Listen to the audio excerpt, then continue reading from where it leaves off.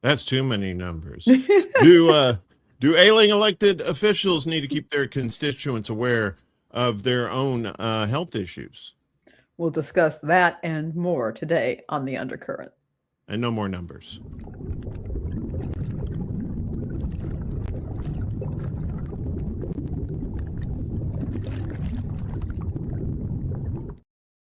We keep that kind of thing up. We're going to start calling us a numbers station. I know, right? And that we're into espionage and spies and all that. 19. Yeah, I know, right? Or we could be helping people learn how to count, at least from 30 to 0. I don't know. I got nothing. I got nothing. Good morning to everybody. Here we got CBC voter in the house and Chuck's Intergalactic UFO show. That's right, Chuck. We just passed 100 subs. Woo, woo, woo, woo, woo, woo, woo. Thank you so much for subscribing to the Undercurrent on YouTube. We appreciate you. We're going to keep going with more subscribers, hopefully, as we evolve with this show. We do really appreciate it, folks. Yeah, it's not. And some people are like, oh, well, don't you wish you had like thousands of subscribers? I'm like, well, yeah, but I don't. Organic growth to me, I think, is probably the best, especially when you're trying to do the work that we're trying to do, pass along these stories and tell you about what's going on and things that can help you in your lives too, you know. Absolutely. And we want to thank you, everybody who tuning in wherever you are, whether it's on the Rumbly Tumblies, on Facebook, on our channel, on Extra Bulla, on Chicago Corner. We very much appreciate everybody tuning in. If you could subscribe to the channel, if you're not already subscribed to our YouTube channel, if you could do that, that would be a big help to us as we grow this channel. But we appreciate all of you for showing up and being part of this community. Definitely. If you want to subscribe, if you're watching on one of the other channels, you can look in the description down below. The link tree's there, but also the YouTube channel for the Undercurrent is down there too. Yeah. So we got all the information for you. We got you covered like a big sunny hat on a hot day. Speaking of which, Uncle Warren, how is it up there? I don't think they have numbers that high. Was it it's 89 right now and it's only 11 o'clock. So I was telling you earlier, I went on a walk yesterday. I went out at 9:30 yesterday. I got back about 10:30 and I was already just like soaked. So usually around 2-3 o'clock, that's when it really. I remember down south, around 2 or 3 o'clock they called it the heat of the day, but that's when a lot of times you would have like an afternoon thunderstorm, right? Right. You know, because all that hot air, some cool air managed to bump its way in there, and then you'd have like thunder and lightning and a little rain, and then the rain would stop. You know, no, because once the rain stopped, it just became the steam and the sauna, and it was just, you know, because the ground's already, everything was, and this was like dirt, right? In the cities, like you go to like Chicago, New York, a lot of places with a lot of concrete that, yeah. Well, I'll tell you, it gets so hot and humid down here. Watching the grass grow is like incredible. I mean, I've got this huge lot that I live on, and the landlords are sending out a professional crew to handle it, but it just gets wild and woolly almost immediately after it's cut. I mean, just, you would not believe it. And then they got the insects down here, and they like tall grass, so that turns into a real problem before the landscapers come out to deal with it again. I'll tell you that. Yeah. You have ticks that you have to worry about. More so now than ever. Yeah, they make you a vegetarian these days. Yeah. Those I think it's the Lone Star ticks. Yeah. That they'll give you a meat allergy. But I've heard though that sometimes it's not permanent. Sometimes I think you can get some treatment and eventually you get over that, and some people don't. Your meat back. You get your meat back. Exactly. But yeah, it's, you know, and then you got your mosquitoes and flies and stuff like that love to eat you up too. So take the precautions that you can. If you can do natural prevention, that's great. But, do you, boo, as we say, or as I say, somebody said it. I don't know. I heard it somewhere. We're going to get things started with the Riptide here. And, you heard about Lindsey Graham passing away over the weekend. That's all I heard about over the weekend. I had a tear come out, and then my tear found out it was Lindsey Graham, and then it went right back into my eye. The craziest thing I've never seen. It's like it defied gravity. Sorry. Let's get to it. This is kind of a update. He's still dead, but former rival of recently deceased Lindsey Graham launches Senate bid.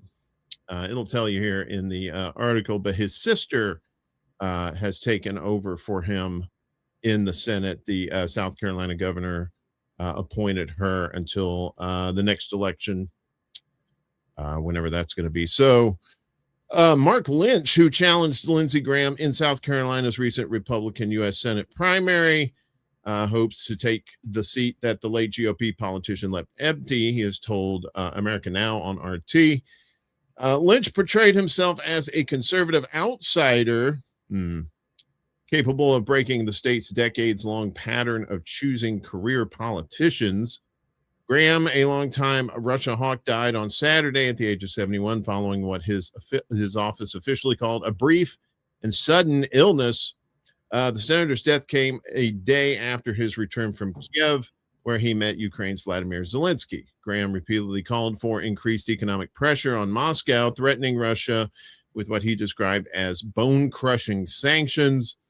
In recent months, he actively promoted a bill that would impose 500% tariffs on countries purchasing Russian oil. The senator also described the U.S. military aid to Ukraine as the best money we've ever spent because the Russians are dying. What a cheerful person that guy was. Trumpy reacted to the death of his ally, saying he will be greatly missed and that the senator's death was most likely caused by underlying health problems.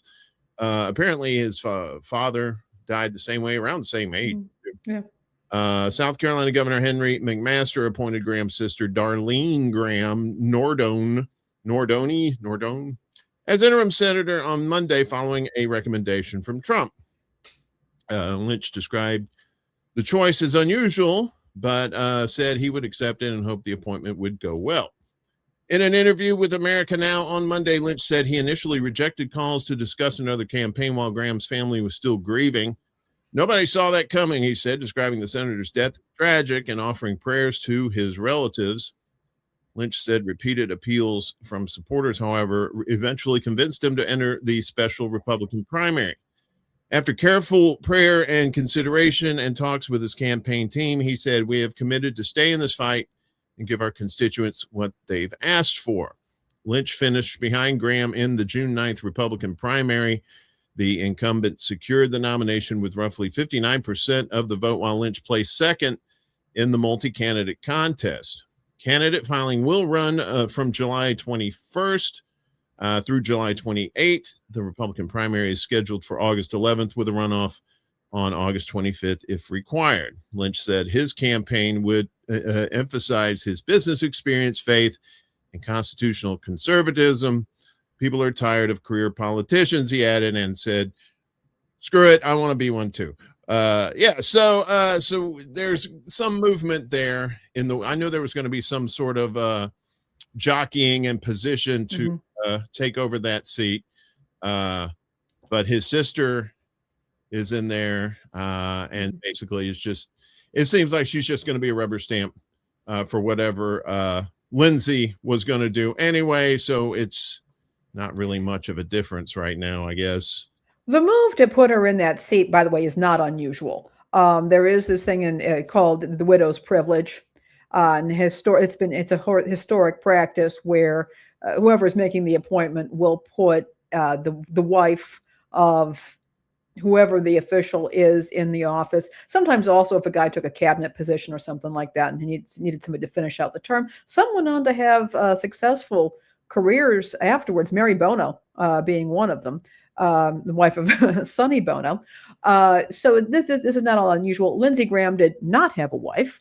But he did have a sister, and I seem to recall, I think he may have even adopted her at one point to make sure she would get his military benefits because their parents had died.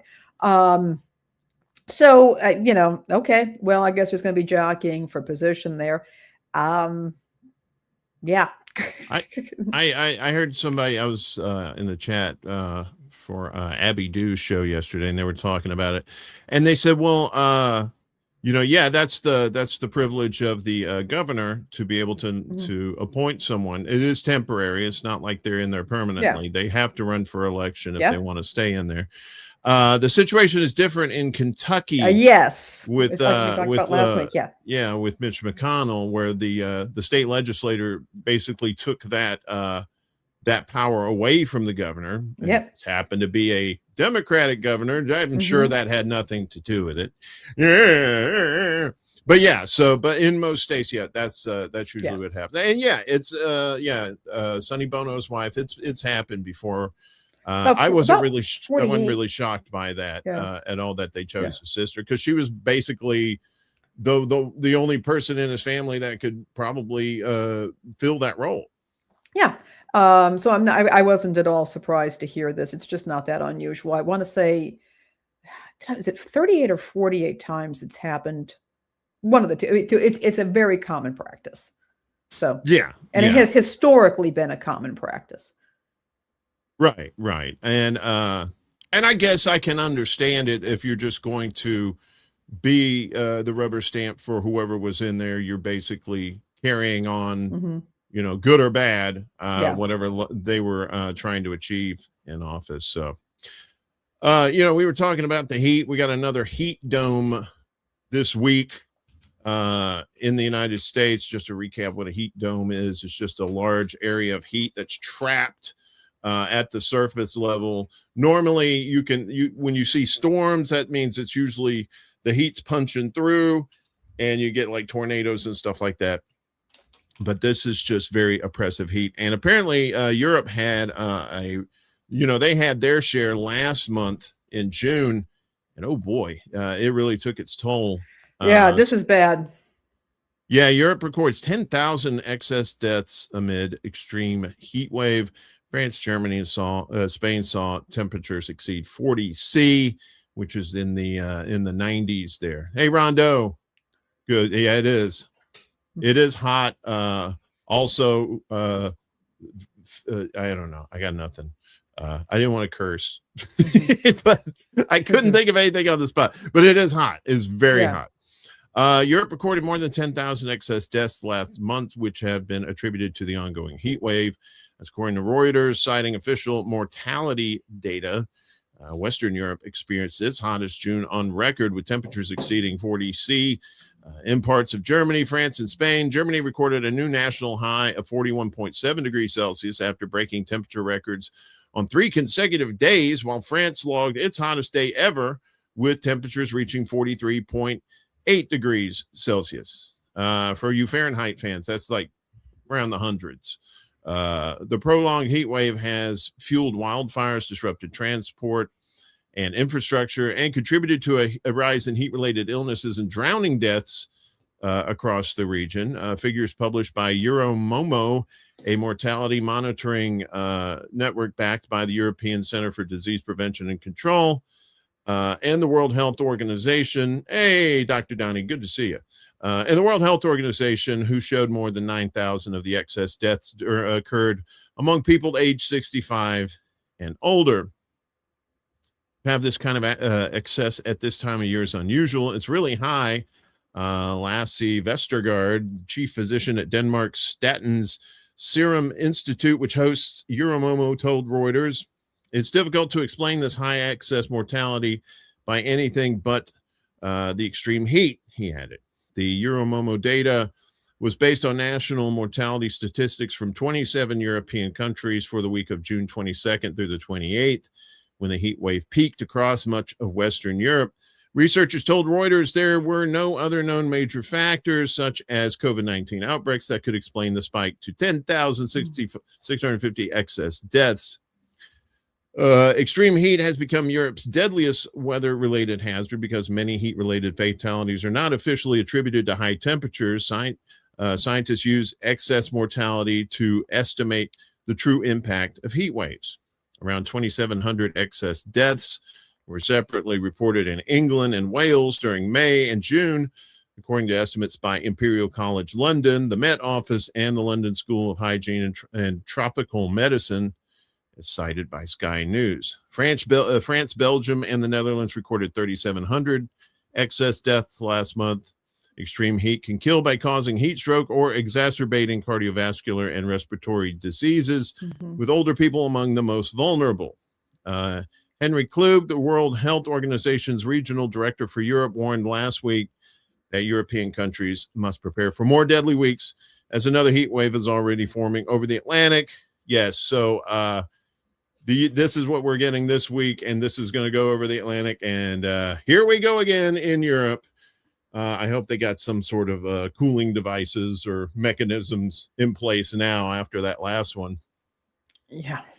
We've been talking about this. And again, we're used to this in the US.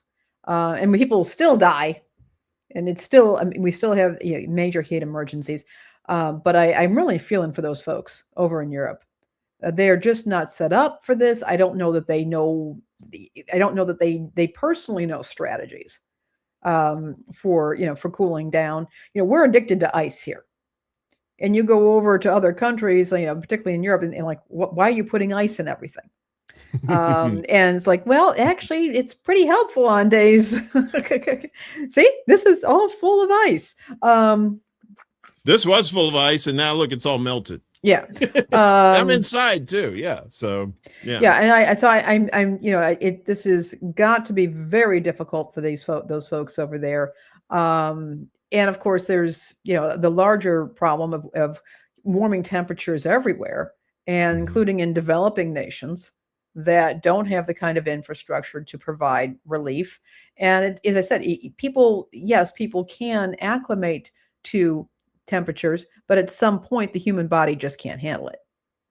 Right. And another reason we put the ice in our drinks is because it brings down the core temperature inside. Otherwise, we just burn up, especially in all this oppressive heat like this. And I don't think a lot of people over there necessarily don't even have the kind of freezers that we have. They don't have the big refrigerators. They don't have the big freezers that we have. I remember it was once I was looking on a UK appliance store website, and they had specifically American refrigerators, that had more capacity and all that. But they're going to have some real changes over there, and people are going to have to start, loading up on ice. Yeah, I imagine a lot of those people that came over for the World Cup here and saw all our Walmarts and our big giant appliances and stuff were like just making fun of us at first, and then they go back home and they're like, oh, wait a minute, we could probably use one of them big giant freezers. Maybe they're on to something. Yeah. As I said, yeah. I don't know about the giant, like super gallons of soda, they're probably saying, but those freezers, that sounded like a really... Those ice machines, man, having an ice machine on every floor in a hotel. Yeah, I know. Yeah. That air conditioning. Yeah. Don't knock that for sure. Well, household prices are rising again, and water wet, sky blue. The thing is, as Sleepy Joe said, Sleepy Joe's got a book coming out called. No, it's not called. It's just called ZZZZZ and then what? But he does have a book out. We can talk about that next time. So household prices rise again in June. I know, shocking.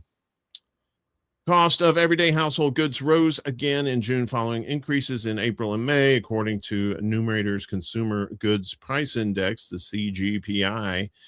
That reported month-over-month prices for everyday household purchases increased to 0.7% in June, following increases of 0.51% in May and 0.44% in April, which doesn't sound like a lot, but it adds up over time. Overall prices for everyday goods in June were up 3.4% versus a year ago. 3 straight months of accelerating consumer goods inflation have pushed price increases to their highest annual rate in nearly 3 years, said Paul Stanley, not the guy from Kiss, senior economist at Numerator. While lower gas prices provided some relief in June, the broader picture hasn't changed. Inflation continues to place the greatest strain on lower income households, which have now seen everyday prices rise nearly 36% in just 8 years, with geopolitical tensions continuing to create uncertainty around future price pressures. That gap is unlikely to narrow. So low income and Gen Z consumers continue to experience higher levels of inflation for everyday household goods. The prices have increased 35.7% and 39.4% respectively for those groups since January 2018 versus the 33.8% national average. Regionally, consumers in the South Census region have continued to experience higher levels of inflation since 2018. And of course, that's some of the poorest people in the country down there. So that's another, whack in the head there. When consumers were asked which issues they were most concerned about, 39% said rising prices and inflation, followed by global conflicts and wars at 24% and political instability at 13%. Similar to the U.S. Bureau of Economic Analysis personal consumption expenditures, the PCE price index, the numerator CGPI tracks prices and changes in consumer purchases over time. The data covers approximately 20% of the consumption basket captured in the overall PCE price index and closely tracks the PCE food and beverage index, offering a reliable signal of retail price changes experienced by U.S. consumers. I thought these prices were supposed to come down, Lainie. I thought there's some guy who claims to be the president said that he was that the last president was crazy with these prices. He was going to bring them down. I think he's confusing down with up, which tends to happen with politicians. What do you think? Particularly as they get older. Yes, right. Well, I mean, the tariffs aren't doing anybody any good. And then the Cool Whip on the Poop Sunday is Trumpy giving refunds to these businesses on these tariffs, because I guess he was forced to do it. And you think consumers are going to see any of that? No. No.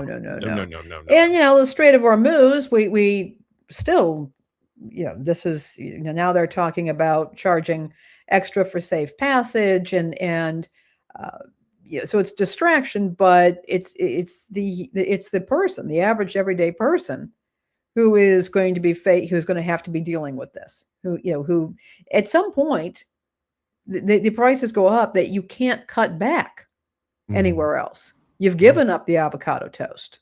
You've given up the matcha latte. You've given up, and at some point you don't have enough to pay your bills. You're going to be going to food banks because you can't feed your household. There's a hard limit here. And I still see people online saying, pull yourself up by your bootstraps. Well, the bootstraps are broken and we can't afford more bootstraps, unfortunately. Got Lance Ripa in the house. What's going on? So many houses on the market that prices are crashing. The condo market is frozen. Ooh. You've given up the midnight Amazon. I know, right? That's where I was getting my avocado toast. Which would probably be ironic if avocado and toast were both reasonably cheap, and then they couldn't use that excuse anymore, I think. You and your avocado toast. Well, it's cheap. It's cheaper than milk or whatever. I'm an expert of the clearance racks. And I think about what happened, I do it for myself, but I think about families where you've got children. And older people, and what if the person is on a special diet? I mean, I don't know how people do it. Yeah, especially have multiple children too. Yeah, big families. Yeah, because they were told, we should have big, have lots of kids. That's the American way. And well, I guess now the American way is, how are you going to feed those kids? Speaking of Trump. Cases of diarrhea parasite cyclospora rise across the U.S. Is it safe to eat fresh produce? See, I did that because he's the diarrhea parasite. A lot of people my age or younger have largely given up on paid kinds of. I know, yeah. You have to find free entertainment. It's there, like breathing. Yeah, like breathing. Sometimes that's not all that easy. Yeah, if they keep on trying to defund the EPA, there we go. Yeah. So in recent weeks, headlines about an explosive diarrhea parasite have been seemingly everywhere, causing widespread concern. Cyclosporiasis. Now there's some free entertainment right there. Yeah. Yeah, if you're a fan of that scene from Dumb and Dumber when he goes over to the girl's house and what's his face sabotages him with the stuff that he says, oh, yeah, that's that. Been there, done that. That's not a good time. Cyclosporiasis typically spreads through contaminated food and has been sickening thousands of people across the United States. The intestinal infection caused by the cyclospora parasite isn't new, and rates typically ramp up in the summer. However, the U.S. is seeing an unusually high number of cases this season, along with mysterious clusters in several regions. We were talking about the old Lone Star ticks, too, and now you got this stuff. On July 14th, which was yesterday, the U.S. Centers for Disease Control and Prevention, the CDC, confirmed a large outbreak affecting 4 Midwestern states, including Michigan, which has recorded over half of all cases in the U.S. per NBC News' latest tally. The CDC said it is also investigating several potential outbreaks in other states. The very quick uptick, speaking of ticks, and high numbers of cases, I would say, is unusual. Callie Neal, PhD, professor of microbial food safety at the University of Delaware, said the parasite spreads to people through contaminated food or water, and past outbreaks have been linked to raw produce. Health officials are still racing to identify a potential source. In a statement released on Monday, the Michigan Department of Health and Human Services said early results point to lettuce or salad greens as a potential culprit in the state's outbreak, but that it still couldn't rule out other foods. So where is the parasite surging in the U.S., and is it safe to enjoy fresh fruits and vegetables this summer? What is going around? So it's caused by Cyclospora cayetanensis, the word right there, cayetanensis, a microscopic parasite caused in human feces. Ooh, there you go. People become infected by consuming food or water contaminated with particles of feces from an infected person, Neil explains. So if somebody's pooping on your salad, probably don't want to eat it. When ingested, cyclospora infects the small intestine and causes severe gastrointestinal upset. The main symptom of it is sudden, watery, explosive diarrhea, which may persist for weeks. Ooh, God, per the CDC. If you've ever had a stomach flu or food poisoning, this is exactly what we're talking about, but people describe it as being even worse. NBC medical contributor Dr. John Torres said in an interview on Today, cyclosporiasis is usually not life-threatening. Well, if you're doing it for weeks, it might be. And healthy people usually recover on their own, Neil says. However, treatment with a combination antibiotic is highly effective. After the parasite is shed in stool, it takes 1 to 2 weeks living outside the body to mature and become infectious, which makes person-to-person spread highly unlikely. Cyclospora can get into produce if it's grown in soil or washed with water contaminated with feces, for example. Fresh fruits and vegetables are common culprits, said Neil. Historically, outbreaks have been associated with travel to other countries, but in the last few years, we've seen an increasing number of cases tied to domestic and imported produce. Gwen Biggerstaff, deputy director of the CDC's Division of Foodborne Diseases, said on July 14th. So as of then, nearly 7,000 confirmed and probable cases of cyclosporiasis has been reported in more than half of U.S. states, according to the latest data from the CDC. So the CDC has confirmed 1,645 cases in 34 states since May 1st, the start of cyclosporiasis season in the U.S. I always look forward to cyclosporiasis season. I get to I get my my toilet cleaned, and it's a beautiful thing. It's also investigating another 5,100 cases, it said in a health alert. At least 141 people have been hospitalized with the diarrhea causing parasites so far. No deaths have been reported. Let me see. Okay. The majority of cases are in the Midwest, which is experiencing a large multi-state outbreak that began in late June. The CDC suspects at least 400 cases in Michigan, Ohio, West Virginia, and Kentucky are connected. The source is unknown. So we can talk about how you can avoid this infection. Don't eat. All right, that's our show for today. Thank you. Yep. Tonight. Be sure to tip your waiters. The CDC has two major tips. First, avoid consuming food or water that may be contaminated with feces. Do we really have to tell people that? Do we really have to say, look, stop eating and drinking shitty food that has shit in it? Yeah. Please, can you stop eating shit? And second, see number one. No, okay. And second, follow food safety recommendations for safe preparation and storage, like cutting away damaged or bruised areas of produce or shitty portions of produce. And if you do have shit on your produce, you may those brown spots, you can't trust them.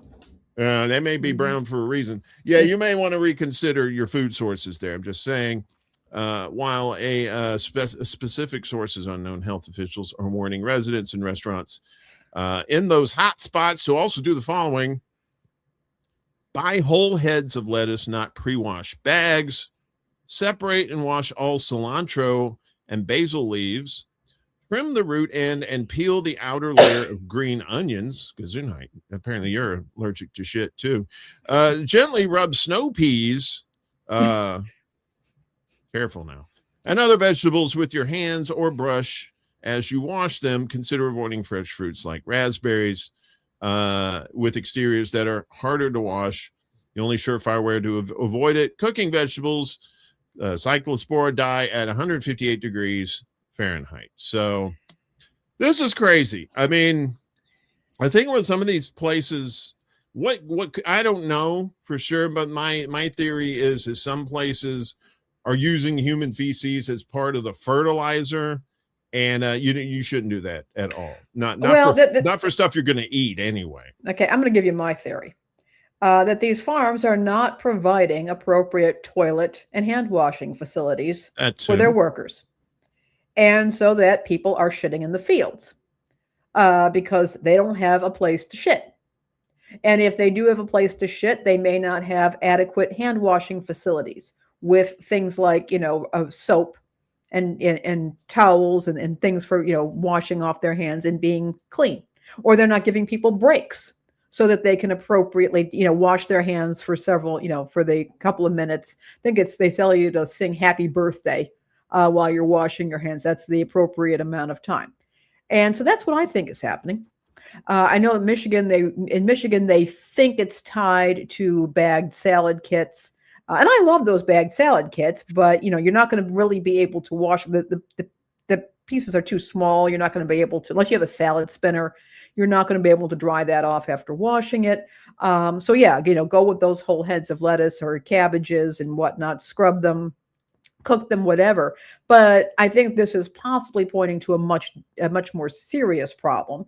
And that is the complete failure to guard the dignity and safety of their workers. And now this is literally trickling down to the consumer.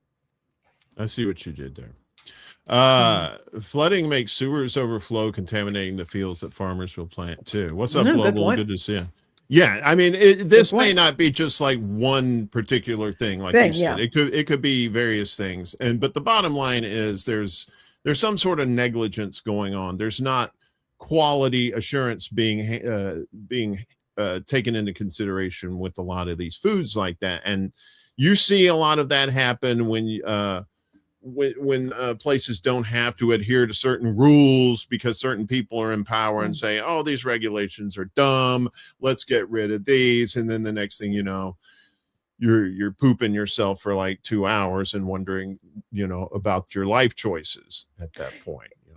Yeah, and in a lot of cases, I mean, when you're dealing with agricultural workers who are being paid by the basket or something like that, I mean, they're wanting to speed things up. They want to pick things quickly, and if you don't have, toilet facilities nearby, I mean, it's going to cause issues, and I think that this is absolutely systemic, and people are going to get sick from eating fruits and veggies.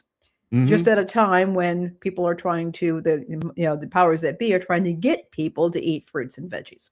Great. Can you imagine if you got bit by the Lone Star tick and you got that stuff that makes you poop? So you couldn't eat fresh vegetables and you couldn't eat meat. So what's left? The bugs are coming. You know what I mean? The bugs. You heard about the bugs coming? Nom, nom, nom, noms. Yeah, no, thank you. I don't want to eat bugs if that's at all possible.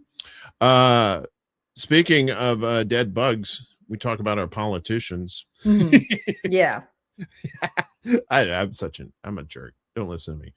And health transparency with our politicians. They should they be telling us what's wrong with them, Lainie? I started looking into this. This whole thing with Mitch McConnell. We'll get into it a little bit more, but we were even talking about it last week. Was that nobody is believing the story that's coming out about him at this point? And as I pointed out, that some of this could be resolved by allowing the Kentucky governor to actually go in and visit him and talk to him, and that whatever. There was released a photograph that nobody believes is actually real with Elaine Chao and Mitch McConnell. Nobody believes that photograph is genuine, and I don't know. I mean, I can't honestly say this. You and I have now some time. It's probably going back to February, I think it is, Uncle Warren. We began to talk about the fact that seeing is no longer believing. Right. And that people no longer, we cannot trust anything that we're seeing, even if it appears to be, even if our own eyes are telling us that this is what we're seeing, we can't trust it. And so this is what's happened in this particular case. We don't trust this. And we had Ron Johnson out of Wisconsin who stated he questioned what was going on, with this particular photo. And then he retracted that. Discount that. So somebody clearly got to him. But when we have politicians, and he's a Republican, coming in and questioning their own party's line, and then of course retracting very quickly, it does not encourage trust at all. And it's got me thinking, what are any of the obligations? Okay, this is a really good point, Lance. Okay, yeah. Here's the thing though. Who's doing the screening? And who's reporting on it? Remember the whole Ronnie Jackson thing with Trump, his doctor who was, giving him clean bill of health, listing a weight that many people questioned. And granted, you can't always tell what a person weighs by looking at them, but people were really questioning that. People are discounting doctors, what the doctors are saying. They're discounting medical reports. And it'd be great. Yeah. I mean, I'd love to see, screenings like this, but is it happening? Is it not happening? And also it turns out that politicians are covered under HIPAA. Nobody is, their medical professionals are bound to maintain confidentiality. People can violate their own confidentiality or can choose to not, to say, waive that confidentiality. But when it really comes down to it, turns out is that with politicians, even those in pretty serious positions, the upshot of it is that information is disclosed by their comms team, which has its own agenda. And at this point, given AI, the fact that people have lost trust in individuals and organizations, the medical profession in general, we saw what happened during COVID, and people no longer believed officials. Oh, good to see you, Willie. We even if politicians were required to be transparent, is anybody going to believe that transparency? No, I'm not. Yeah, Not anymore. That's for sure. Who is doing the evaluation? Right, exactly. But we have a situation now. We had people like Fetterman. He's had a history of medical issues, but he's relatively young. We had another guy, I forget his name, who was recently out for several months being treated for depression.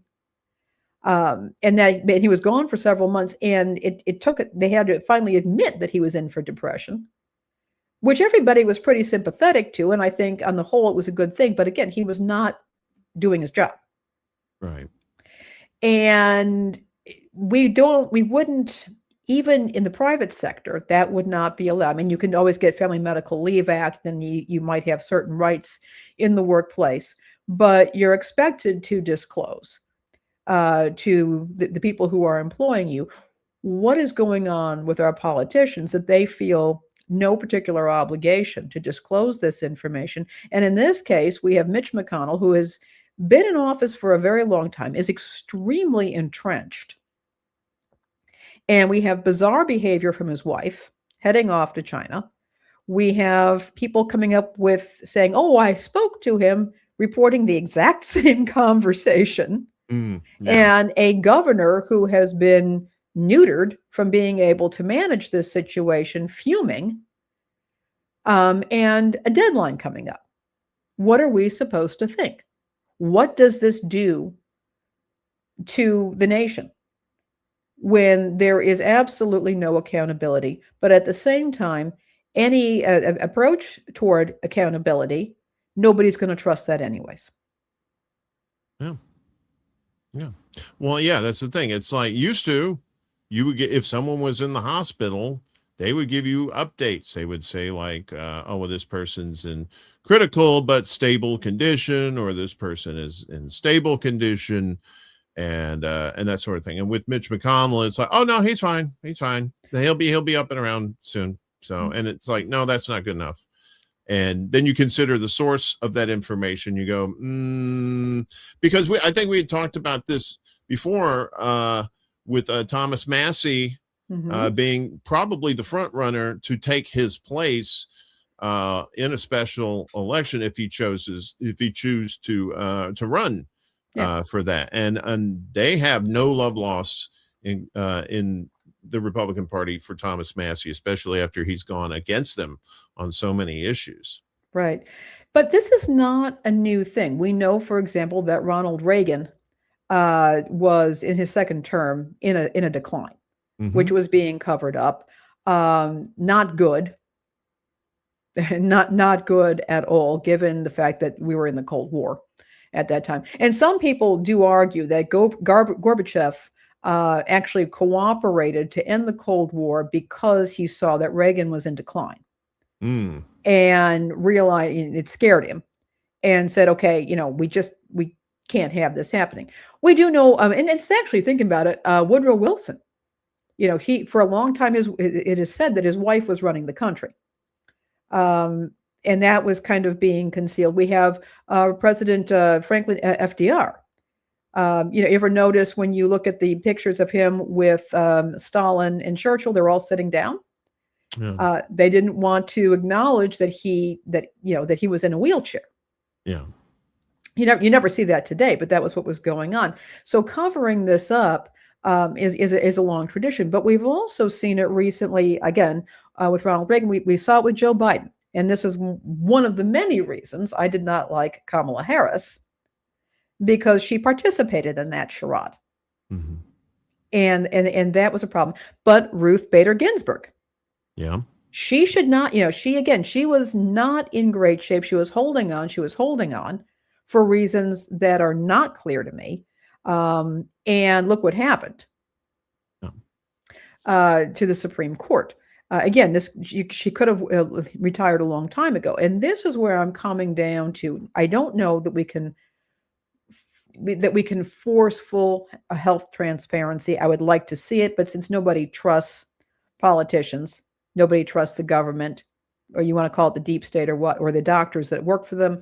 One thing may be, again, to start putting in age limits. Term limits, I'm all about.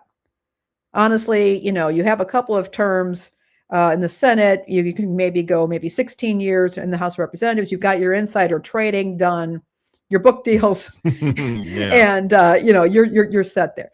But I think also that bringing back the idea of age limits. There are, in federal office, there are minimum age limits, or minimum ages for those roles, and on the whole, I tend to agree with them.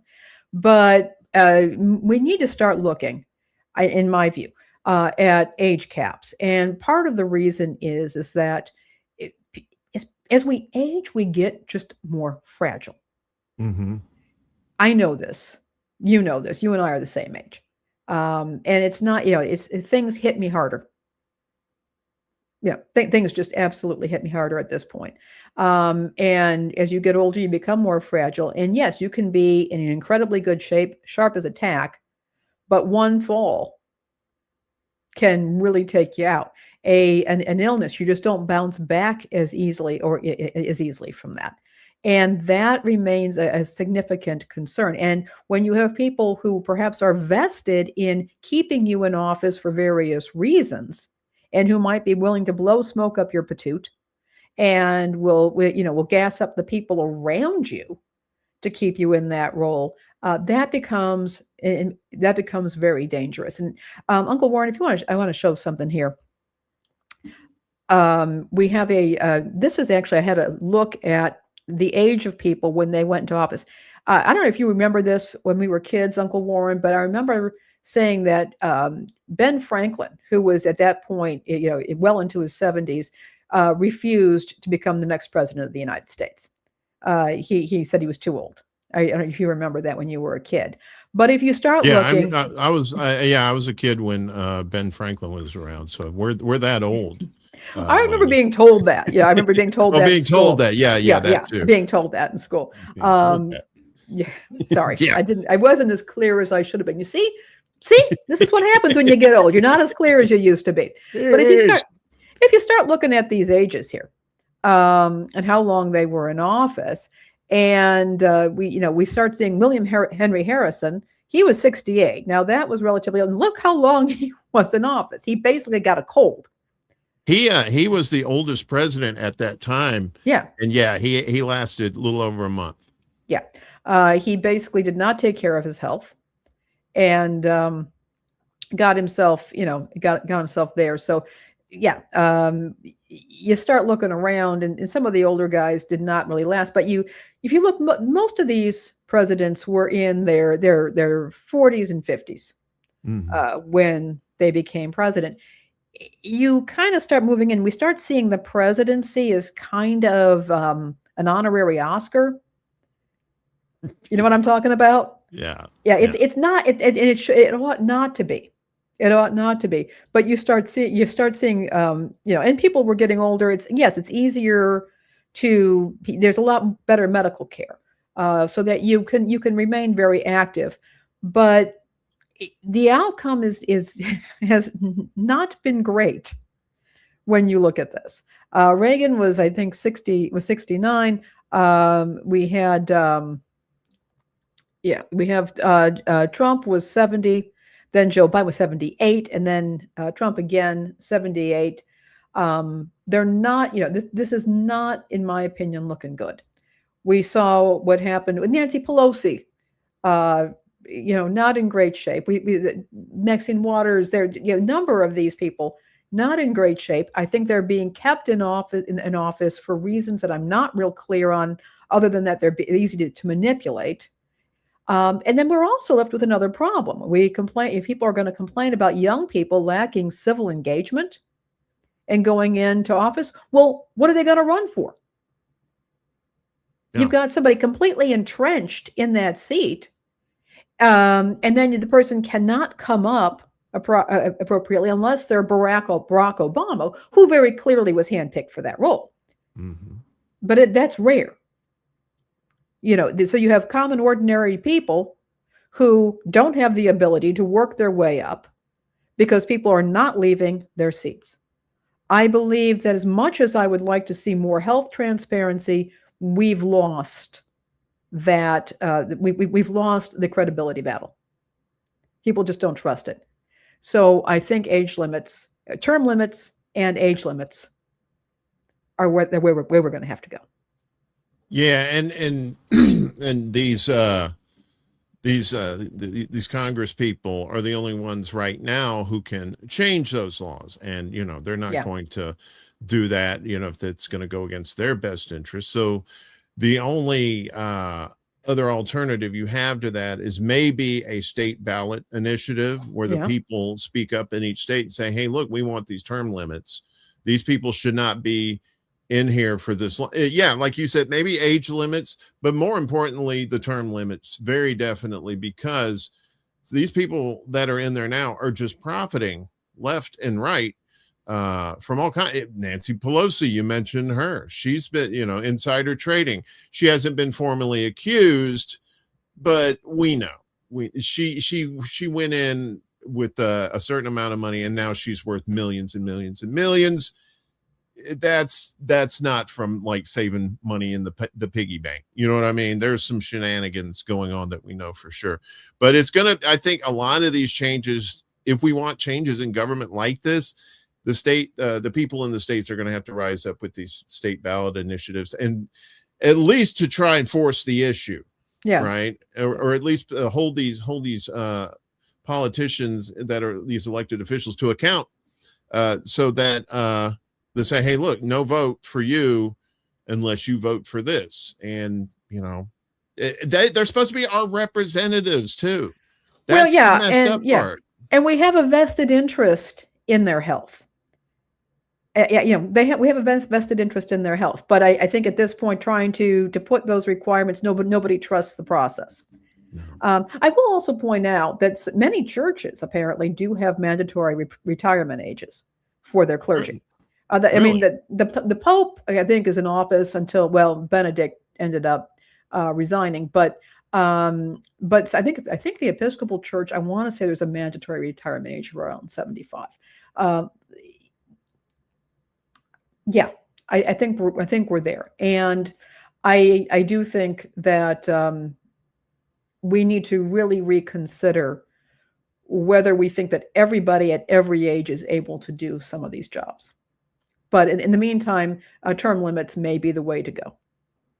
I mean, you could say anything you want about like Mitch McConnell, but the fact that they won't let the governor visit him, it screams conspiracy that something is afoot.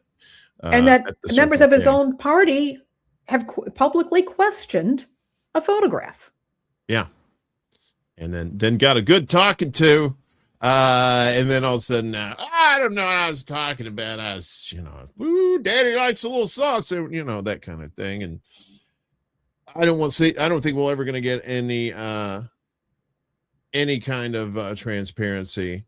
They're working on these long exposés. Yeah. Well, I mean, they're in the tank too. Yeah. A lot of these places, these media companies are, depending on your flavor of, a politician too. So we'll see what happens with old Mitchy Poo. And I don't know, man. I think I personally, I got a gut feeling that he's at least incapacitated to the point where he has no more brain function. You know what I mean? And that's why they're scared to death.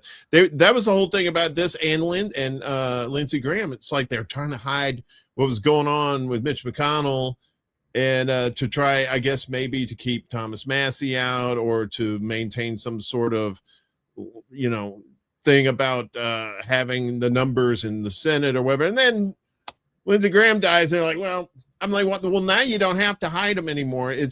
Come on. Well, the thing with Lindsey Graham is he died. John Ritter, the actor John Ritter, died of that same condition. And I remember at the time, it was just they didn't know he had the problem. And I remember seeing a doctor on TV who said, yeah, it's not something that they normally screen for. It's but it happens. So I don't know what was going on with Lindsey Graham, whether he was aware that he had the condition or not. And that sounded like it was just more, one of those things that you can be alive one day, dead the next. Yeah. And it's certainly at that age, that's more likely to happen. Yeah, exactly. I tend to lean more towards that. He wasn't, assassinated like some people were saying. It's like, I don't think that. The people who would assassinate him would be on his side. So, Lindsey Graham was always very confusing to me. I know that he had a reputation for being able to work with people on both sides of the aisle. For me, I could never understand what his appeal as a politician was.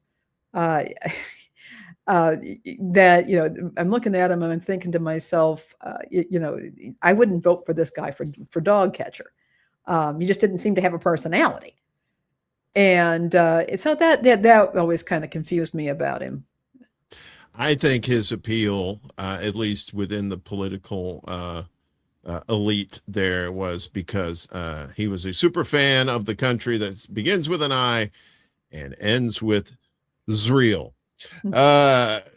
So we'll definitely keep an eye on what's going on with Mitch. But right now it's time to get to the recurring tide, of course, stories we've been covering and updating.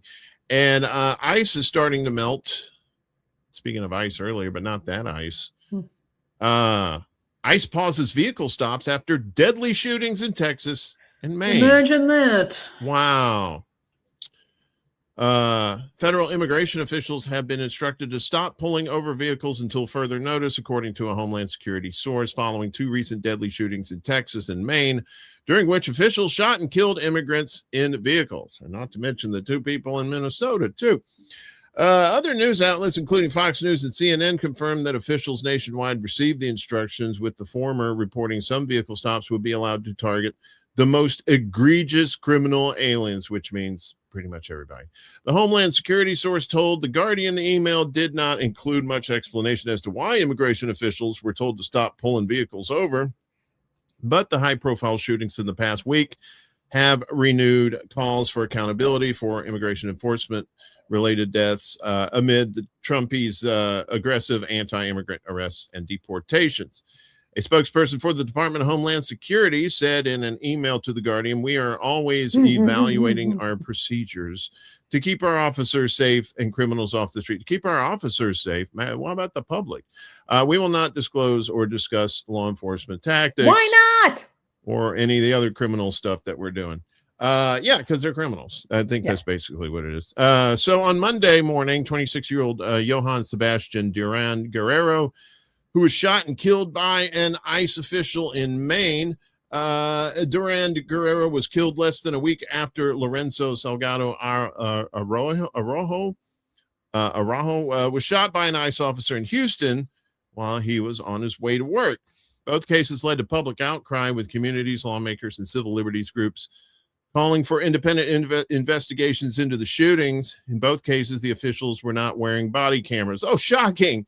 They weren't wearing body cameras. Funny how that works. All the crazy stuff happens, and then the cameras seem to be broken or just out of place. Isn't that weird how that works? Fox News reported on Tuesday that the suspension of vehicle stops would be temporary until ICE officers receive new training on vehicle stops. It's called the Stop Killing People training. I've heard of that, but it doesn't seem to take very well. Last week, following Salgado's shooting, ICE told The Guardian in a statement the agency had already instituted additional training for new ICE officers, including for high-risk vehicle stops. That new training began in July, with ICE officers who were already working on enforcement operations follow-up training. Federal immigration officials, including officers with ICE and Customs and Border Protection, have shot and killed 11 people since January of last year. 5 people fatally shot by ICE officials, including Duran Guerrero, Salgado, and 3 others, were all in their vehicles.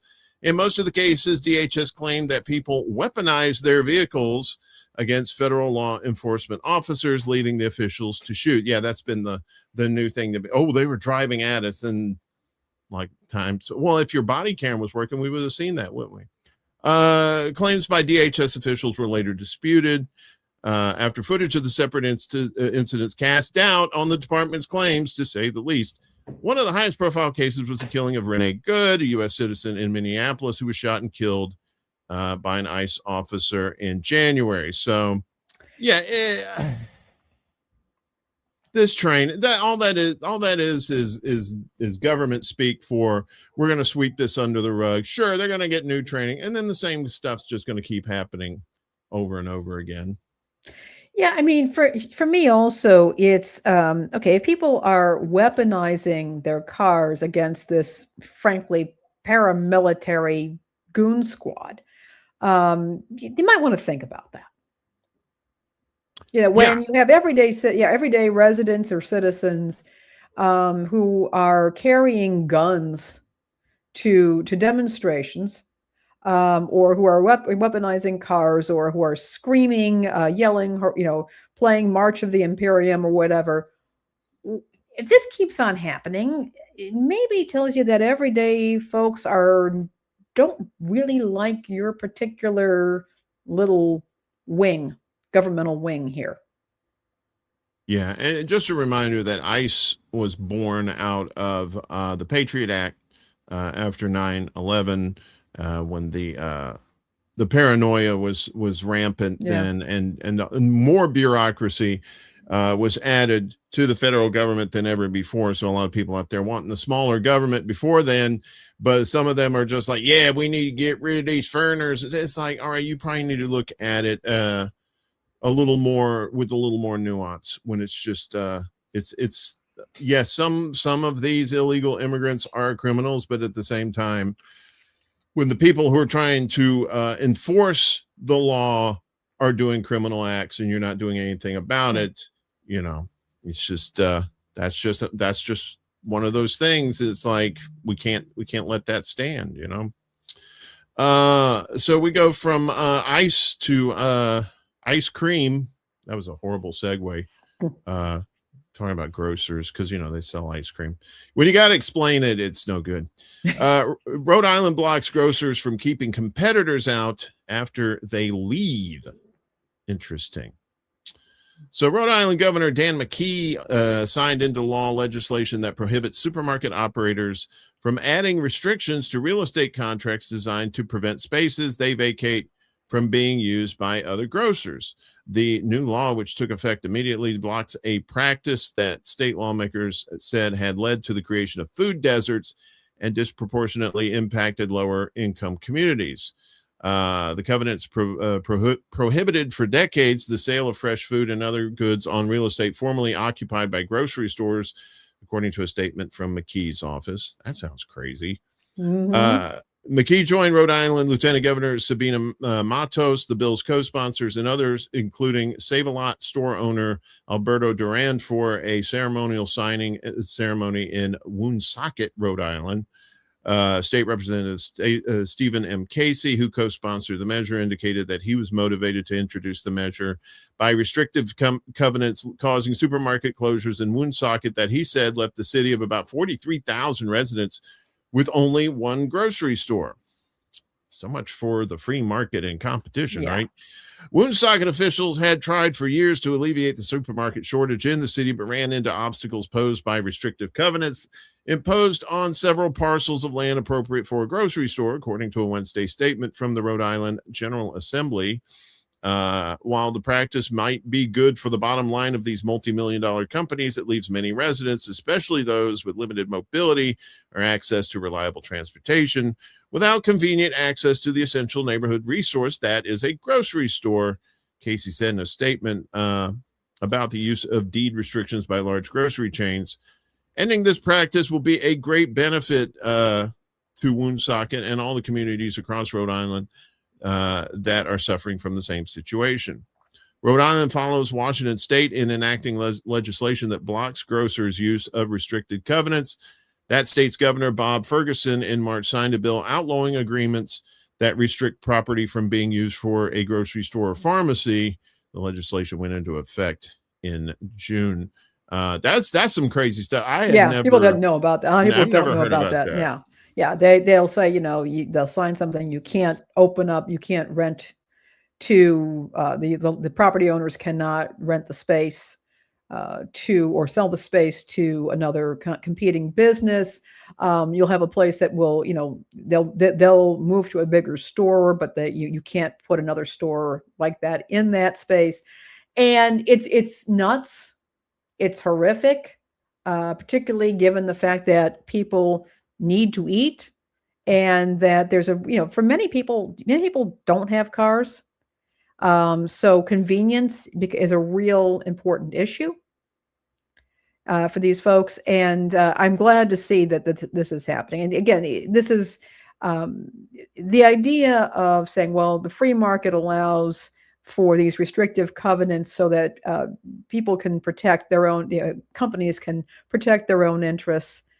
Yeah, right. Doesn't sound very free to me. No, it doesn't. Yeah. But they're saying, well, it's private property rights, and but the thing is, it's the bigger companies that can force this kind of thing. Right, they can enforce these kind of restrictions. Well, we want to get this big company in town because they have lower prices, bigger, more assortments. They have, they can employ people, but that also can allow that company to bully a town into giving all kinds of concessions. This is one concession that no business should have, or at least no business that it offers an essential service, and food is essential service. Yeah, it's just it's cruelty to people. It's punishment. It seems like that, just so somebody can make an extra buck for themselves and do that to people like that. I've noticed. I have a friend in New York City who's told me about that Mamdani is opening public grocery stores there in these food deserts where there's no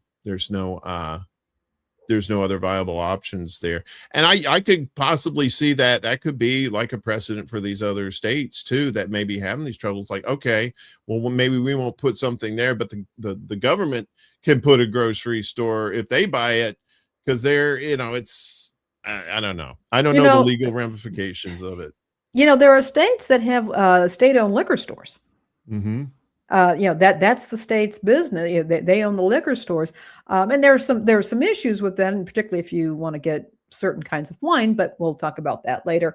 But it's not unusual for the state to go into to handle certain markets like this. So I'm not necessarily opposed to the idea of a state-run grocery store, as long as they're not mandating that all grocery stores being run by the state. But why not do that?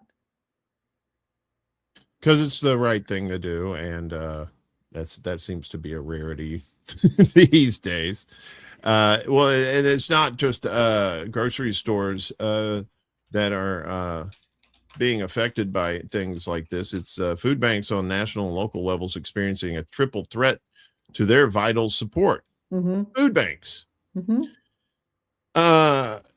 So it's 9:30 on Thursday morning in Chesterton, and a modest group of area residents has already started gathering at a set of glass double doors for the 10 a.m. opening of the community food pantry located at 105 North Mill Street. Despite the continued best efforts of community supporters across Kent County, food insecurity issues remain top of mind for many individuals and families, as well as the local organizations that seek to address these growing needs. While many headlines regarding increased food pantry patronage focus on Montgomery and Prince George's County impacts due to forced federal workforce reductions concentrated in those areas, there are indications the entire state has been affected. Do you happen to know what state this is? Shit. Chesterton is. Well, that's okay. Maybe it'll say in here. So a trio of factors have been cited as causes: a surge in need, shrinking federal aid, and increased operational costs. This perfect storm of factors has sparked concern hyperlocally as well. So Deanne Jones, program director of Community Food Pantry located in the rear of the First United Methodist Church, says she has seen a shift. When we saw the uptick here, that was obviously in November 2025, when everybody else saw that with the pause in SNAP benefits, while larger legislation regarding SNAP benefits passed with the One Big Beautiful Bill Act in July of 2025. November's impact, which Jones said resulted in a 40% increase in visitors to their pantry, was tied more directly to the federal government shutdown going on at that time. And just a side note, I just find it funny that, people talking about communism or socialism or something like that say, yeah, you want them bread lines? You want them bread lines? Well, guess what? We've got bread lines, and we don't have communism or socialism here. So put two and two together, y'all.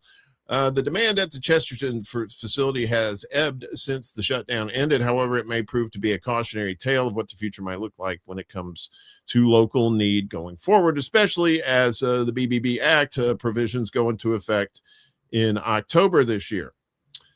Increased scrutiny as to who should qualify for assistance has resulted in the setting of enhanced requirements for eligibility, and the more complicated process to apply could mean a number of those who could truly benefit from SNAP won't have the access to the benefit. This combined with the increased cost of just about everything, especially groceries, and particularly the non-tainted ones, could have our essential pantry stretched to greater limits. So Vicki Anderson, director of the Blessing Bag program at the Seventh-day Adventist Church in Rock Hall, says they also experienced the same demand back in November, and she remains concerned about the bigger picture going forward. Our pantry as well saw a spike in visits last fall and has also leveled out, she explains. However, we have seen an overall increase in our weekly visits this year compared to last year. Our pantry is open once a week, and neighbors are eligible to visit each week. To date, we've had 2,311 visits this year. At the same time last year, we had 1,812 visits. So we definitely are seeing more individuals and families visiting our pantry in 2026. We continue to sign up new individuals and families each week as more people are needing assistance. The Seventh-day Adventist Pantry, which is open every Tuesday, has seen a week-over-week increase since the end of 2025, going from about 74 visits each week to 89 per week, with an average of 1 to 2 new families registering for aid most weeks. Both area pantries are also noting another commonality among those who seek support. We do notice more individuals coming into us that are employed, says Jones. So this whole thing of why don't you go get a job then? You want to feed yourself, go get a job. Well, some of these people have jobs, jackass. Said Jones. Well, Jones didn't say that. I added that part. So adding that they are often wearing their employer's provided logo imprinted uniform or work shirt to the pantries. So the need being experienced by working families and individuals who just can't make ends meet without some form of assistance is also increasing as families shift their budgets to pay for shortfalls in their housing, utilities, and health insurance costs, among other costs. Sure. Anderson, who refers to all visitors to the Rock Hall facility as neighbors, is growing increasingly concerned about seniors and small children, as SNAP benefits have been traditionally lean to begin with. We know that 23% of the neighbors, it may be 23,000, that visit our pantry are senior citizens. Most of the people in this category are living on Social Security benefits only and have very limited incomes. Some of these neighbors live in public housing, but find that their rent increases every time their Social Security benefits increase, explains Anderson. We are also hearing from our neighbors that receive SNAP benefits that they are only receiving $24 a month, and some say $52 a month. Many of our neighbors report that they visit more than one pantry a week to receive enough food to last them. Again, we were talking about that earlier about, having big families and, trying to, work around that.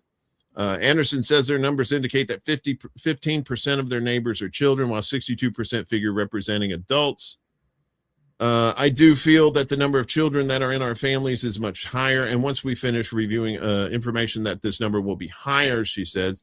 Some of the adults that visit report that they work part-time or have seasonal jobs. Others do full-time work. Among those working full-time, she says, all have reported that once they pay their housing, transportation, daycare, and medication costs, there is very little left for groceries. Heating costs and high electric bills hit our neighbors hard this year, and many struggle to keep their electricity turned on. She said, while at least for the foreseeable future, conditions are not expected to improve dramatically, both facilities are aware of what may lie ahead. Jones is buoyed by the many ways the community steps in to assist those experiencing food insecurity, including Pantry's Backpack and Summer Meals for Kids programs, and the tremendous support the Pantry receives by the way of volunteers. I have an absolutely phenomenal group of volunteers. I have folks who are here every day, and they are just very seasoned and love being here. Jones explains. For her part, Anderson is addressing the anticipation of increased visits coming this fall and winter by seeking proactive solutions.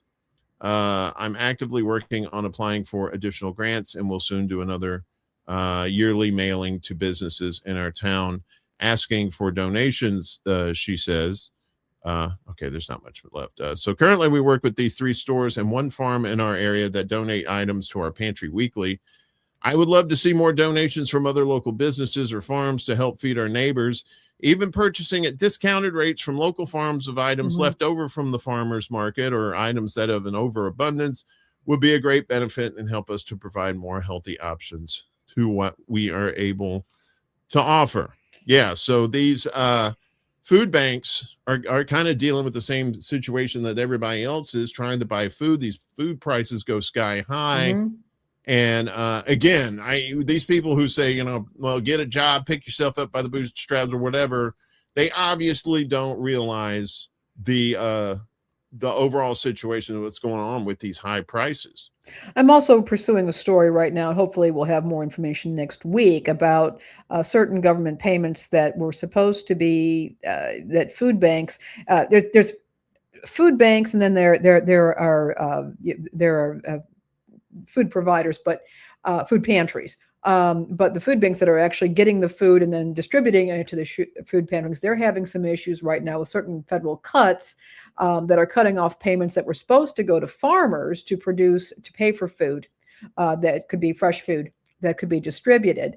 There's a lawsuit that was just recently filed, I want to say in Pennsylvania. I'll have more information next week. But yeah, this supply chain is being messed up, particularly with the SNAP benefits being cut.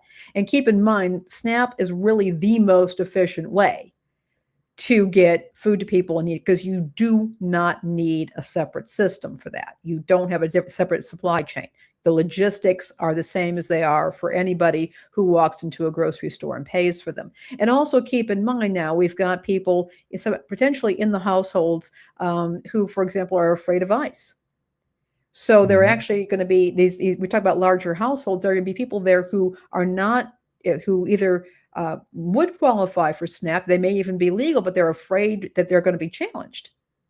Because we know that ICE has done that, people who are here legally, that, this is really a mess for these smaller organizations. We're seeing breakdowns in multiple places. We have a supply chain, a global supply chain problem. We have the SNAP program being interfered with. We have allocations, budget of the Department of Agriculture being appropriated elsewhere. We've got the food banks are breaking down, and then the food pantries are left, holding the bag, an empty bag as it is, with an increased number of people coming in and needing food support. And just a reminder to people, when we were kids, we always used to hear America #1, but guess what? We're only #1 in 2 things now: incarceration per capita and defense budget. So, and neither one of those things help people put food on the table. Yeah. So, just a friendly reminder. And keep in mind how many people in the military rely on food stamps. Yeah. Yeah. And they were giving no sway to veterans either on the food, on the SNAP. Yeah. You should say they were just rolled, so much for taking care of our veterans, right? It's like, what have you done for me lately kind of situation. Let's move on to our favorite subject, AI. Always interesting is what I call it. or I could call it something else, but it's a little foul. It will be potty mouth. So AI carts know what you almost bought. What is this about? Robots, you getting up in my business. Retailers have always known what customers bought. They have rarely known what customers almost bought. Customers pick up an item and put it back, compare products and reject one, or walk past an aisle twice before moving on. The gap in the data is where merchandising decisions go wrong, promotional dollars get misallocated, and brands lose sales they never knew were available. So Instacart's artificial intelligence-powered caper carts, caper, that's an interesting choice of words, we should probably put that in our bottom feeders. We do another one of those. Are designed to close it. Now, Instacart and Weiss markets are deploying caper carts at select Weiss locations in Pennsylvania, according to a June 4th press release. The move brings real-time basket tracking. Oh, that's not dystopian. Personalized coupons, loyalty redemption, and on-cart advertising directly into Weiss's grocery aisles. The carts are equipped with basket-facing cameras, weights and measures, certified scales, location tracking, and outward-facing cameras connected to touchscreens, all feeding into a cloud AI system trained on more than 1.6 billion online grocery orders. The release said the system already has a behavioral signal. In-cart prompts such as "got everything you need" have increased basket size by nearly 1 percentage point on average, and the creep factor up about 1,000. That is a small number on a single trip and a significant number across millions of them. Caper carts are now live in more than 100 cities across 15 states and more than a dozen retail banners, including K. Roger, Schnucks, and Wakefern. I've never heard of Schnucks. Oh yeah, Schnucks is it's more like Central Illinois. There was one down in Bloomington Normal, but it was a high-end grocery store before Whole Foods kind of was doing that thing. I know I've been to a place called Schmucks, but those people weren't very bright. Instacart tripled caper cart deployments last year over year. Deployments year over year, the release said. Yes, Schmucks was or maybe I was the schmuck for going in there. The commercial case for small carts rests on a data set physical retail has never been able to build. Online retailers have always tracked what users searched, what they clicked, what they added to their carts and removed. We could probably thank Obama for that, maybe Bush too. And how long they spent on a product page. Stores have tracked only what was purchased. A small cart that watches what goes into the basket, what gets removed, which location-based offer triggers a purchase, and which gets ignored produces the physical equivalent of clickstream data. It's a continuous record of shopper intent that never made it to a receipt. As a leader in physical AI, we're giving retailers like Weiss Markets a competitive advantage by bringing together in-store and online data through through technology like caper carts to help them understand and respond to their customers with a level of intelligence that simply wasn't possible before. It was probably possible before, but no. You could talk to your customers. There was always just talking. Yeah, what about that? The whole human contact thing. Yeah, that's still a thing. You know, you can still talk to humans. So Instacart reported first quarter 2026 gross transaction value of $10.29 billion, up 13% year over year. The Consumer Insights portal, which gives brands real-time consumer behavior data, added Kraft Heinz as a new subscriber in the same quarter. Maybe want to get a competing brand there, kids. Not saying, just saying. The caper cart expands that data layer from the online basket into the physical store. In-aisle behavior data is becoming retail's advertising asset. So Instacart is not alone in building towards this data set. Amazon, shocking, I know, you're shocked, launched its store analytics service in 2022 to show brands how their products are discovered, considered, and purchased in physical stores. The company is now expanding its Dash Cart to dozens of Whole Foods market locations across the United States. Walmart Chile, is that like the country? Deployed AI-equipped smart carts at 5 Leader Express stores in 2024 using computer vision technology that recognizes thousands of products with more than 95% accuracy.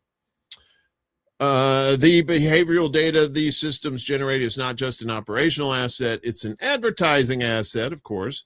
Weeze Markets is launching on-cart advertising with Caper Carts, giving brands a channel to reach shoppers in the aisle at the moment of decision rather than before or after it. The payments intelligence report, that's this outfit here, payments intelligence report, global digital shopping index, the AI powered shopper has arrived, found that 47% of online shoppers used AI during their most recent purchase, and 64% said they expect to use AI shopping agents within 2 years. That shift is compressing the window in which physical retail can claim a data advantage. An AI agent that handles a grocery order from a smartphone never enters the store and generates no in-aisle behavior signal. A smart cart generates that signal precisely because it is present when a shopper changes their mind. Now, I'm not one to say that we shouldn't use technology to help us, right? I mean, like if you have your own personal AI program and you say, hey, and you put in there like, hey, find me the best deals on these particular brand of shoes that I want to get. And then they pull up different websites and stuff. I mean, you know, I'm not a super fan of AI, but if you're going to use that, that's a good way to use it. And you have control over that. But when you have stuff like this, that's like cameras in the basket. What? No, thank you. 1984. We'll have none of that, please. No, and you know, you get mad at people for wearing Meta glasses, and remember Google Glass, that got people physically thrown out of places, and that was what, like 20 years ago, something like that. But they have no problem with shopping carts doing all this. And again, I remind people, this data, you know, where is it being? It's being repackaged, being sold. And what happens when you apply for a job? And it tells, you know, that you get some data in there that basically informs an employer that maybe your nutrition score, what is good nutrition score in your shopping basket, is lower than average. Would somebody perhaps choose to not hire you because you're buying soda pop rather than carrots? Or what if you're buying conventional produce instead of organic? Think about what could happen with that kind of data. You know, it's one of the things that I kind of like about our local farmers market here is that the vendors are absolute that they prefer cash. And when you pay in cash, let me just say you get a better deal. And it's the same thing even at the restaurants around here. They will charge you, I think we mentioned it last week, they will charge you if you use a credit card, they charge you what they pay in a credit card fee. But you don't have to pay that if you're paying in cash. But there's maybe another benefit to this. I mean, it's very tempting to use your card and get your points or what, your points, your perks and all that. But keep in mind, you've become a product at that point. And when you try to sell yourself to an employer, they may be looking at that. Or you want to get insurance. Or you're applying for credit or something like that. And they can look at that and they say, well, we're going to extrapolate from this data. This person buys conventional produce as well as soda pop. And maybe we don't give them a good interest rate, or maybe we don't hire them, or we pay them less, or we charge them more for insurance. Just a thought. And you thought your health insurance was high this time. Wait till they get a hold of you eating that whole box of Little Debbie Star Crunch. And those are good, aren't they? It's hard to go against her. She has wicked powers. Little Debbie. She's not so little. Maybe in stature, but not in power. No. Especially against my tummy. I love some Star Crunch. She is a magnet, and you are steel, Uncle Warren. Stop it with your womanly wiles. Let's talk about something more uplifting, like war. You like war? What is it good for? Absolutely nothing. Say it again. Except enriching certain people. Yes, indeed. Yes, indeed. The Democrats got a 3D printer and somehow managed to construct a spine for themselves as U.S. Senate Democrats blocked defense bill over Iran war and Israel integration. Yes. What is that about? So Democrats in the U.S. Senate have blocked debate on an annual defense policy bill. It's one of those must pass bills, right? Because it's defense spending. Objecting not only to Trumpy's war on Iran, but also to provisions that would more closely integrate the U.S. and Israeli militaries. So the Senate voted 50-46 on Tuesday, almost entirely along party lines. John Fetterman didn't vote, just so you know, against opening debate on the National Defense Authorization Act, also known as the NDAA, in a rare setback for one of the legislature's few must-pass pieces of legislation. The annual defense policy bill sought to authorize much of a $1.15 trillion military budget proposed by Trumpy. The motion needed 60 votes to advance in the 100-member Senate, and usually this thing just passes like 99 or 100 to nothing, but no, not this time. So Democrats argued that Congress should not move ahead with the legislation while Trump escalates the war on Iran. Some members of the party also objected to provisions that would deepen U.S. military and intelligence cooperation with Israel, as well as the record size of the Pentagon budget. Senate, it's funny how we have like a $1.15 trillion defense budget when nobody's attacking us. I find that to be highly curious.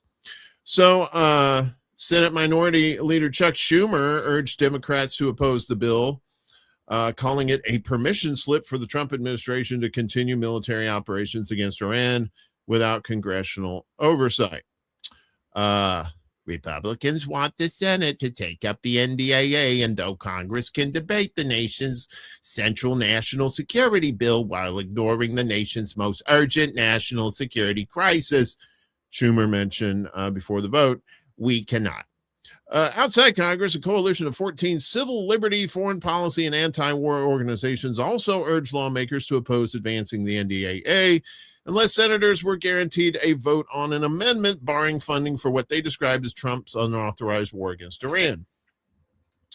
The coalition, which includes the American Civil Liberties Union, J Street, Code Pink, and Win Without War, argued Congress should use its constitutional power of the purse to enforce its authority over decisions about war. But the war on Iran was only one of multiple reasons the bill has run into opposition. The version before the Senate has also triggered backlash over measures that would deepen U.S. and military intelligence ties with Israel. I believe in particular there's Section 219 and others in there too. One key provision would require the Pentagon to appoint an official to coordinate between the U.S. and Israel on defense technology. That would include joint weapons research, production, and the integration of each country's technologies into each other's military systems. The provision also controversially calls for data fusion, which Human Rights Watch defined in June as combining feeds from multiple sensors and intelligence sources into a single targeting picture. The group said the arrangement could see the U.S. absorb Israeli intelligence that may have been collected through what it described as problematic mass surveillance programs, to put it lightly. A separate measure in the 2027 Intelligence Authorization Act, which is usually considered alongside the NDAA, would expand intelligence sharing with Israel. So several Democratic senators, including Chris Van Hollen, Bernie Sanders, Elizabeth Warren, Ed Markey, Jeff Merkley, and Peter Welch, urged other senators in a letter last week not to advance the NDAA before the measure could be debated. As Senate Democrats, we should not be providing votes compelling Trump to deepen the U.S. relationship with Netanyahu's extremist government, the senators wrote in a Dear Colleague letter urging colleagues to oppose advancing the bill. In a video posted on the tweeters ahead of the vote, Van Hollen argued the bill would pave the way for a bloated budget for the Pentagon and place no restraints on Trump's illegal war against Iran. He also alluded to the provisions on Israel that have gotten very little attention, that are kind of crawling through quietly Not anymore. We're calling it out. Why would the U.S. Congress order the executive branch to share more intelligence regardless of what the government of Israel is doing, he asked.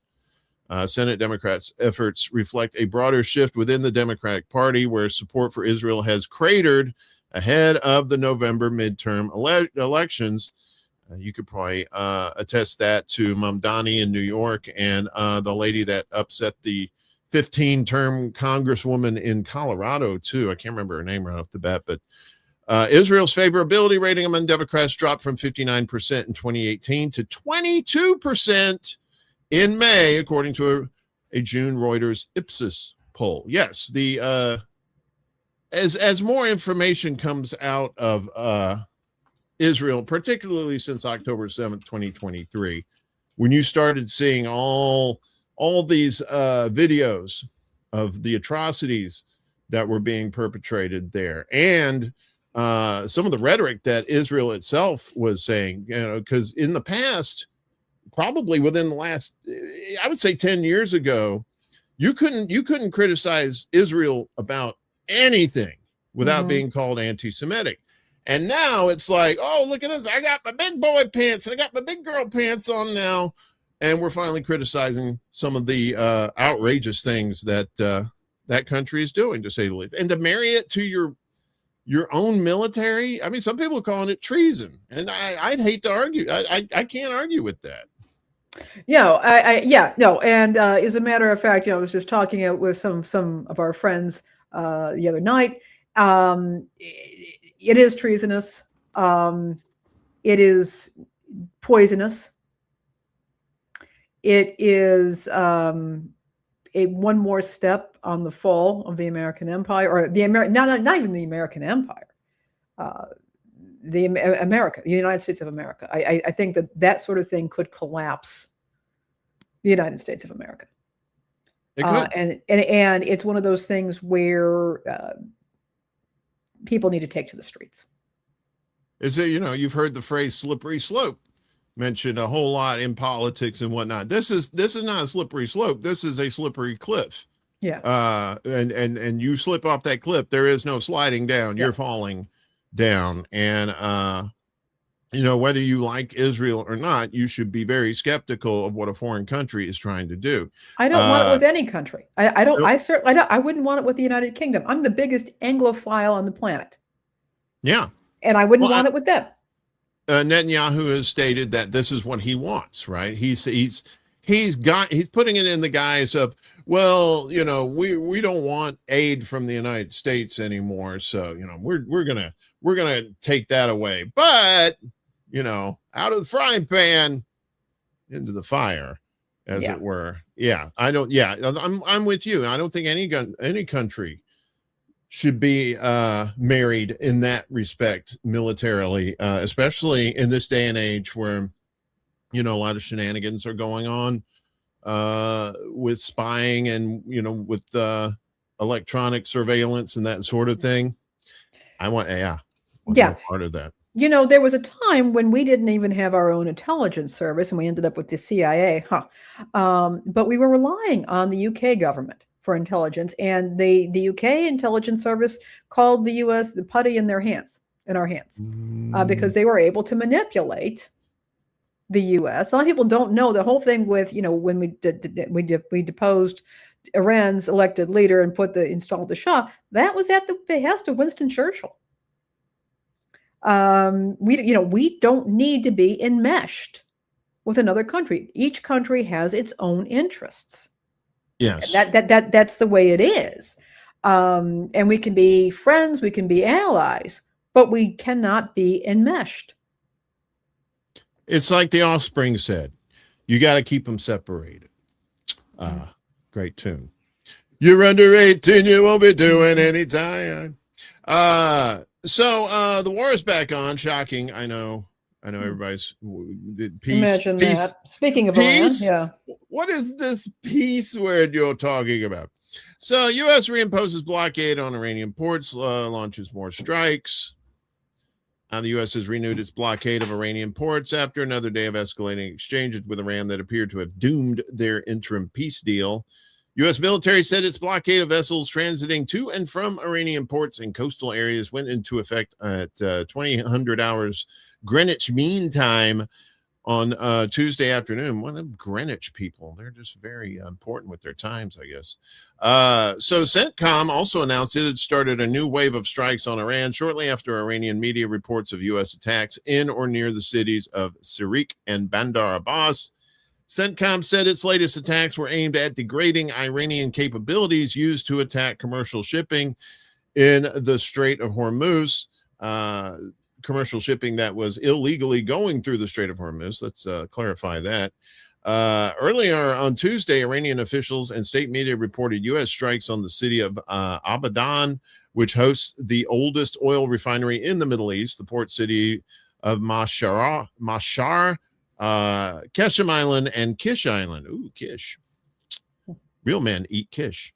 CENTCOM had launched a wave of attacks across Iran on Monday night, including strikes on Bushehr and Bandar Abbas. Iran responded by hitting 2 ships in Omani waters in the Strait of Hormuz, killing a crew member, according to the United Arab Emirates. Iran also carried out retaliatory attacks Tuesday on Kuwait, Bahrain, and Jordan. This is a low-intensity war that is becoming persistent, said Al Jazeera's Rezul Serdar, reporting from Tehran. And of course, there are concerns if things escalate further, there might be a return to a full-scale war. It's been another difficult 24 hours for countries in the Gulf and in Jordan as these Iranian attacks continue across the region. Iran's Islamic Revolutionary Guard Corps, the IRGC, acknowledged hitting 2 super tankers on Tuesday, saying they had been disabled after ignoring repeated warnings. The IRGC accused the U.S. of inciting vessels to use an illegal route and said cooperation with the aggressor enemy would only result in damage, delays in reopening the Strait of Hormuz, and a global energy crisis. Mediator Qatar condemned the attacks on tankers transiting the Strait of Hormuz, while Oman called on all parties involved to respect international law regarding navigation in the waterway. And just as a clarification, it's not an international waterway. It's controlled by both Oman and Iran. The International Maritime Agency expressed concern about the latest attacks in the strait, which it said had claimed the lives of 2 seafarers, and said the cycle of escalation must end. The IRGC also claimed an attack at U.S. military facilities in Jordan, while Bahrain, which hosts a U.S. naval base, said it had fended off an Iranian aerial attack. Later Tuesday evening, Kuwait said its armed forces were engaging with hostile aerial targets, while Bahrain's Interior Ministry also said sirens had been sounded. Amid the escalation, Trumpy said he was scrapping a planned levy on ships passing through the Strait of Hormuz, which he had announced a day earlier, replacing the fee with trade deals with Gulf allies. I have decided to replace the 20% United States reimbursement fee with trade and investment deals that the various Gulf states will be making into the United States. Trump said in a post that obviously someone else wrote because he never says anything quite that intelligent. Speaking from the White House later, Trump accused Iran of triggering the latest round of military escalation, which began on July 7th. This sounds more like him. They shot first, and that was a big mistake that they shot first because we have been knocking the hell out of them. They're very difficult people, mumbled Trump, who last week said he thought the U.S.-Iran Memorandum of Understanding signed June 17th was over, and on Friday formally notified Congress the U.S. had resumed military strikes on Iran, which have not been authorized by Congress and are illegal as hell. Alex Vatanka, senior fellow at the Middle East Institute, says Trump still appears to be banking on the Iranians seeking a return to negotiations if the U.S. creates enough pressure. But that's a gamble, he told Al Jazeera, warning this approach could lead to escalation as Iran has consistently signaled it will respond to pressure with retaliation rather than concessions, which is funny. It's because Trump's always saying Iran wants to make a deal, Iran wants to, and no, that's just him talking out of his ass. Iran's Deputy Foreign Minister Kazem Garibabadi, that's a great name, accused the U.S. of destroying the MOU and violating all its obligations under the agreement, according to comments cited by Iranian state media. He said Iran currently has no commitments under the MOU, including regarding the Strait of Hormuz, and that the U.S. is mistaken if it believes it can push Tehran back into negotiation by imposing its own blockade, because they did that before and that didn't work. Mm-hmm. So now we're back to this whole business. I still think this is just Trump manipulating this situation so he can manipulate the markets and make more money for himself, which he has been absolutely doing. Yeah. First of all, I think being termed, being termed as a very difficult person or being a very difficult people is quite a compliment. Yeah, right. So yeah, I mean, I props to the Iranians. Yeah, you're very difficult people. Do you not should be comply. Proud. Yes. Yeah. Definitely. And that's the thing. They have stood up to the United States. Yeah. They thought killing Ali Khamenei was going to be the end of it, and then they were going to install some friendly dictator type person in there, friendly to the United States, and turns out that didn't quite happen the way they wanted it to. Yeah. It kind of reminds me, though, it's funny. I was recently banned from my nephew's wedding because his child bride, upon meeting me, got a bad vibe off of me. Really? Yeah. This is I want to get a t-shirt. Bad vibes. Yeah, you should. Maybe, so it's being a very difficult person, giving, child brides bad vibes. There you go.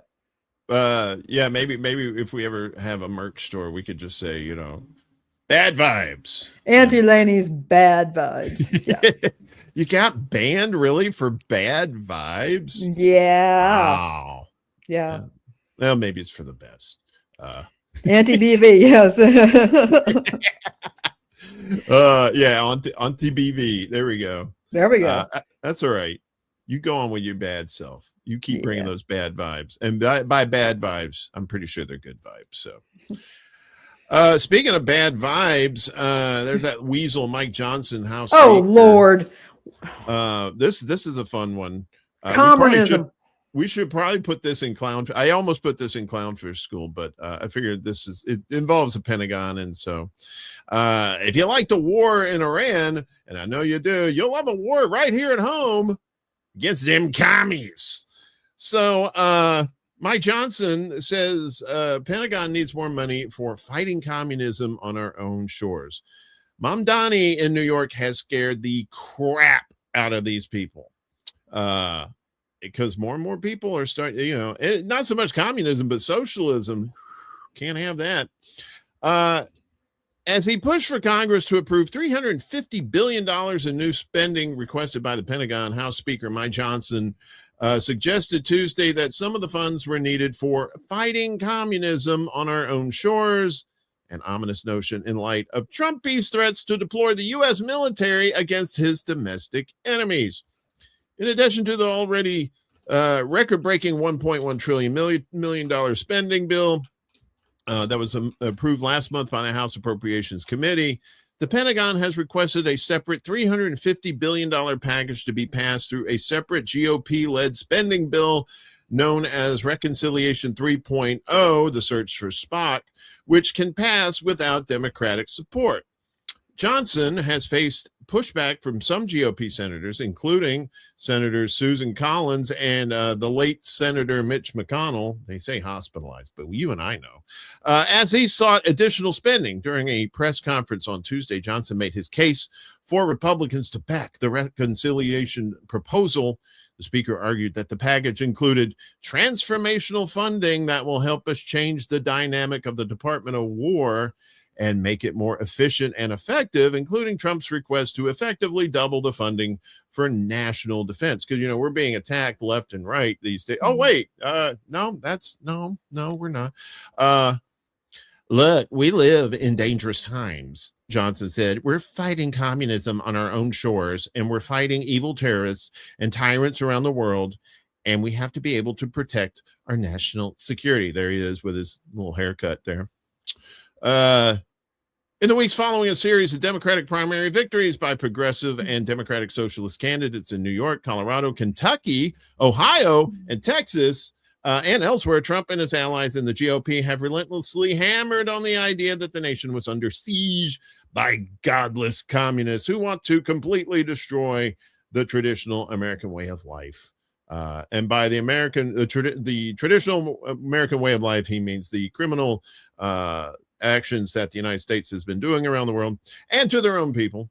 Rhetoric that echoed McCarthy-era red baiting to many critics.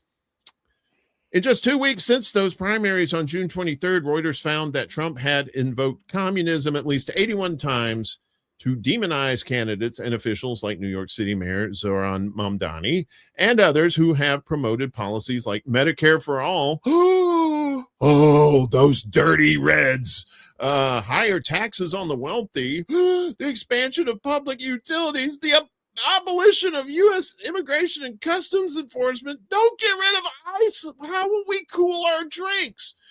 Cutting off aid to Israel and other policies supported by large numbers of Democratic voters and most of the country, too, if you read certain polls. Trump's recent rhetoric has indicated that opposing communism goes well beyond simply voting to keep these candidates out of power. He's referred to the so-called communists as animals, as a cancer that needs to be cut out fast. He said during a July 3rd speech outside Mount Rushmore that communists cannot be loyal to America and he will send them into exile, send them quickly away. On Sunday, Trumpy reposted a video from the right-wing radio host Michael Savage with the title, Democratic Socialism Must Be Criminalized, Leaders Deported. Johnson echoed Trump's rhetoric on Tuesday, continuing to describe passing the military spending proposal as part of the existential fight against internal communist enemies. The barbarians are inside the gate, Johnson posted to social media alongside a video of himself promoting the bill. We are fighting right now in Congress over whether we're going to maintain our status as a constitutional republic or trade that in, dismantle the foundations, and go down this dark road of death to communism, he continued. That is the question. With these comments, Johnson was explicitly tying increased military funding to Trump's fight against communism, though it's unclear which aspect of the budget proposal would be directed toward those ends. Federal troops are generally barred from domestic law enforcement, though the president can deploy them in cases of domestic insurrection and violence that ordinary law enforcement cannot handle. You remember the National Guard protecting the ICE agents. Trump has deployed active duty Marines to U.S. cities like L.A. and ordered the National Guard to many others, like we said, including Portland, Memphis, and right here in Chicago for me, which courts have said violated the law. He's also suggested using armed forces to target his ideological enemies. During a speech to generals last year, he said cities should be used as training grounds for our military as they fight an enemy within, which has included immigrants, the radical left, and protest movements that have mobilized in opposition to his administration. So yeah, these guys, they scared, and it's kind of funny, actually. Yeah, they're scared. Oh man, we don't need another Red Scare in this country. We've already got issues. I'm not one to say that like pure communism or just pure socialism in and of itself is the answer. You're just kind of trading one thing for another. We're in 2026, and I think that a combination of economic philosophies should be enacted, and what those how they're combined and what should be combined. I think that's a discussion people in this country need to have, because pure capitalism is not doing it. We see the results of pure capitalism all around us at the grocery stores with the flock cameras and all that stuff, all the surveillance. We see what's happening with that, and we need to change that as a people. But people just stay divided because they listen to their own little bubbles. And until we get those people together, I don't know if we're going to have that change that we need, but we definitely need it. Yeah, we do, and it is disturbing to see this rhetoric be revived. And he's not really, it's here, it's communism. We have to fight communism here. Okay, could you be specific? No, then they have to explain how stupid their argument is. That's the thing. You keep it nice and vague, because that's what scared the old people in the past, right? Yeah. The commies are coming there, and then we had Red Dawn, the movie, And then there was a remake made, but that involved North Korea. Yeah. Because the first one said, well, why would they said China wasn't involved, but it was the Russians and the Cubans and and then the North Koreans. I'm pretty sure they'll probably remake it again, and it'll be back to China, back to Russia invading, as if they want to invade this shithole country. Yeah. Our waters are poisoned, our food is poisoned, our people are just like propagandized to the hilt. It's like, I always think of this analogy when it comes to the United States, right? So let's say you're a parent, right? You have a child and you try to raise this child the best way you can, but maybe you're not a good parent, right? Or maybe you are a good parent, but there's outside forces or some other influence for this child. And then this child grows up to be a serial killer, right? You may still love that child because that's your child, but you sure as hell ain't proud of the shit that they're doing, right? And that's how I feel about America. I love this country. There are good people in this country, and that's why we do this. We inform people because we want a better country, right? But we're fighting these propaganda forces and whatnot, and our country is doing some evil shit around the world, and we have to face that and acknowledge that and not bury it under the carpet. Yeah, if you ever saw the movie Chaplin with Robert Downey Jr., that was a big theme in it, was that Chaplin actually loved America, and he thought it could be a lot more than what it was, and unfortunately it got him tossed out of the country. Yeah, can't rock the boat, man. That's what they say. Just shut your mouth, keep your head down, and what will happen? You'll probably lose your voice and probably get neck pains for your troubles. So put on your Speedos. We're going in the press pool. If you're into this one. Oof. Woo. Although a pool would sound good right now. It's 89 right now here, but only 84 here. We're having a relatively cool day here. Yeah. Give it about another 2 hours, and once that humidity kicks in, yay! Christmas. It already kicked in this morning. I was running around this morning, and thick. And it wasn't even all that hot. It was just the humidity was giving me fits. You feel it as soon as you hit the door. You open the door, and it's like boom, right in your face. So this is probably something that's going to start happening soon with journalism. As journalists alarmed when he's fired. But then the company keeps posting AI slop under his name. What? What the French toast? Being fired was only the first indignity that one freelancer writer had to suffer. Even though Ben Tuati was no longer working at Clickout Media, new articles continued to appear under his name.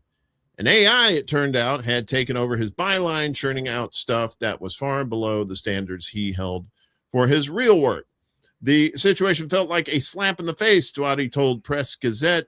The articles started appearing just days after he was fired from Clickout's German operation. The 5 articles were just like lazy, obviously slop. Obviously, there's not a real person that is behind that. The Stockholm-based writer fumed. I would have added, it sure as hell wasn't me doing that, if I was that reporter.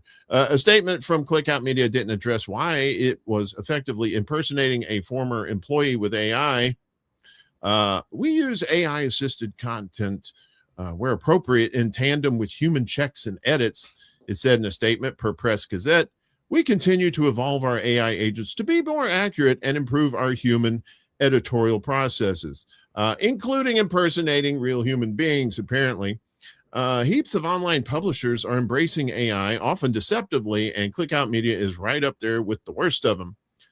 Earlier this year, it became the center of controversy after an article on one of its websites, Video Gamer, turned out to be written by a bogus AI journalist.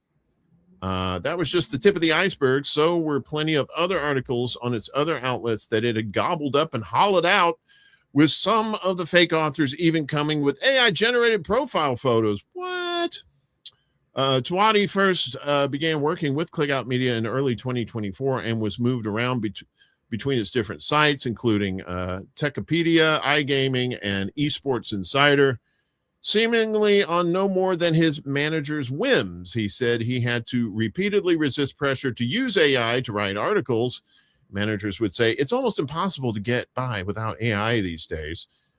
Employees were also shown a video on how to create and humanize AI written articles.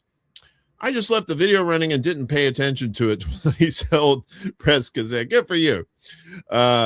Eventually, the Grim Reaper of AI came a-knocking. In early 2026, his managers told him that they'd fired multiple freelancers because there wasn't enough work. Everyone had upscaled to their productivity with AI. Then he was told he was getting let go because Esports Insider had been de-indexed by Google. Imagine that. Wow, shocking. Soon in late May, he found that the site was still publishing articles under his name. He was able to achieve some recourse at least. He used the European Union's General Data Protection Regulation to file a claim against Clickout for misusing his personal information, and it later removed his byline from the articles. Now they appear under a different writer's name. I believe it is Bleep Bloop is the name of the author there. That using AI for this kind of stuff. Look, if you write, let's say you're a journalist and you write an article yourself, right? You write the whole thing out. You feed it into AI to get, maybe like give you some tips on some maybe different grammatical ways of saying some. That's one thing. That's a tool. But when you're using AI to write the whole damn thing, well, and the fact that they were publishing this under this guy's name. I mean, freelancers, okay, easy come, easy go. You might get released, but the idea that they were taking the slop, putting it under his name, that's a real problem, particularly because you as a freelancer, your credibility and your ability to write is based on what you've published. So they go in, look this guy up, and they see this flat AI slop. That could harm his ability to get a job. Now, fortunately, I think that it was in Sweden, he was able to go in under EU law and get this taken care of. But you have to wonder how many more people is this going to happen to? Yeah. I think that's very dangerous to, especially when you're trying to provide facts and information, the basics of journalism, the who, what, where, when, and why. And you don't have a human behind that, right? No. If you're going to do that, it's just lazy journalism at best, right? And this isn't, and these are the editors. This is the publisher. This is a publisher decision. This is bad business. It is bad business, and it's just a cheap way of trying to get rid of people and cut corners financially. But using their name, you can use their name and their reputation. Maybe he had people who were following him. They come back to look for his stuff, or because he's already got a following. If somebody looks him up, then they find his name, they find his stuff, and they're using his name for a reason here, and that is disturbing. Maybe they didn't feel like setting up a new account for him. I don't know. But this actually made my blood run cold. Yeah, because nobody's going to read an article by Bleep Bloop. I'm sorry. Yeah. They're going to be like, wait, why? I don't need this robot telling me stuff. Yeah. So we'll keep an eye on that too. I'm keeping an eye on it. There's probably going to be more stories about like that in the near future as well. Lainie, are you a fan of daylight savings time? Do you like the spring? No, I hate it, and it hits me hard. As the older I get, we're talking about being old and all that. The older I get, the harder it hits me. Twice a year. I'm a fan of fall back because you get an extra hour of sleep. But Messes the spring me up forward, I know it's all relative, but it's like the spring forward is just like, there goes your hour of sleep, and then in the fall it's like, here it is back. You're like, oh, thanks, jerk. Well, I think they're going to make it permanent, Lainie. So the U.S. House passes a bill to make daylight savings time permanent. That's right. So the House of Representatives overwhelmingly voted yesterday, to pass a bill making daylight savings time permanent and ending the twice-yearly practice of changing clocks that has been observed across most of the U.S. since the 1960s. The 308 to 117 vote sends the bill to the Senate. If enacted, clocks would no longer return to standard time in November, though states could opt out of a year-round daylight savings time if they do not observe it currently, or voted to adopt permanent standard time before the law was changed. Supporters say changing the clocks disrupts sleep, increasing workplace injuries, and contributes to more road accidents. They also argue that keeping clocks an hour ahead year-round would provide more evening daylight and boost economic activity during the winter months. Critics say the change would mean the sun rises an hour later on winter mornings, leaving more children traveling to school, and commuters, construction workers, farmers, and others heading to work before daylight, which is kind of silly because a lot of these people are doing that already. In some places, the sun would not rise until 9 a.m. or later at the height of winter. Trumpy has repeatedly called for an end to the twice-yearly clock changes and strongly supports the measure. And the White House said Tuesday it would eliminate the time, hassle, and cost involved in changing clocks twice a year, saving Americans hundreds of millions of dollars in value annually. Although, analog clocks seem to be going by the wayside. Most people using their computer clocks, or they use their phone clocks, and those get changed automatically. But, that's just a little sidebar there. The bill still faces opposition from Senator Tom Cotton, and Arkansas Republican and others. Cotton has argued that permanent daylight savings time would result in very late winter sunrises and force children in many parts of the country to go to school in darkness. On Monday, House lawmakers rejected a request to vote on an alternative proposal that would have made standard time rather than daylight saving time permanent. Airlines for America, a group representing major U.S. air carriers, raised concern, saying the bill would have considerable implications for aviation, including passenger disruptions, crew and aircraft positioning, and domestic and international connectivity issues. Any changes would need an implementation timeline that reflects these global complications. In May, the House Energy and Commerce Committee voted 48-1 in favor of the Sunshine Protection Act. The U.S. Senate voted unanimously in March 2022 to make daylight saving time permanent, but the House never took up the measure in the face of opposition. Hawaii and Arizona do not observe daylight savings time.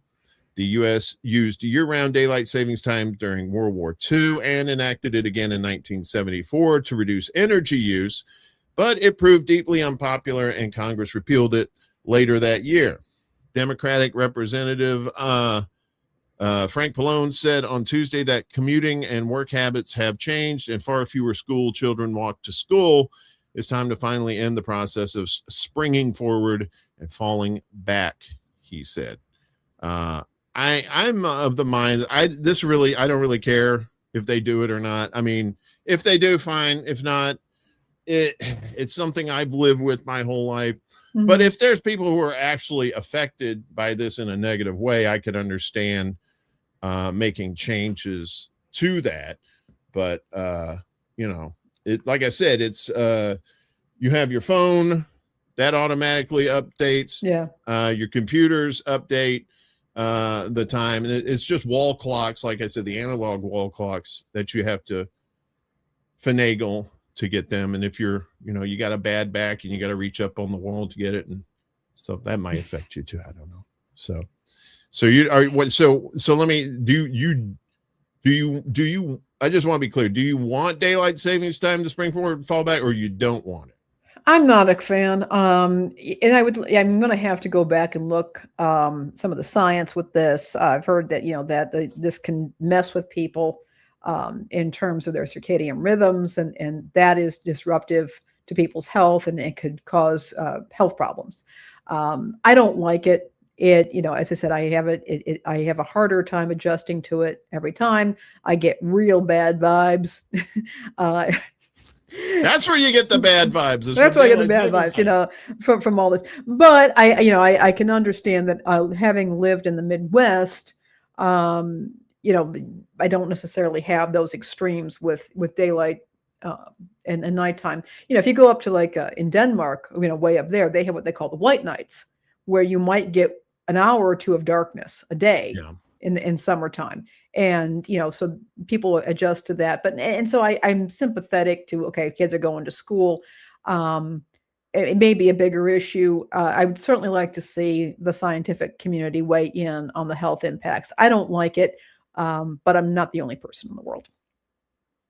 I think I'm with Chuck. Just eliminate time altogether. Let's just get rid of it. Let's do the time warp.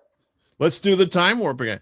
Somebody asks you, hey, what time it is? It's like time for you to get a watch. I remember that when people didn't have the things.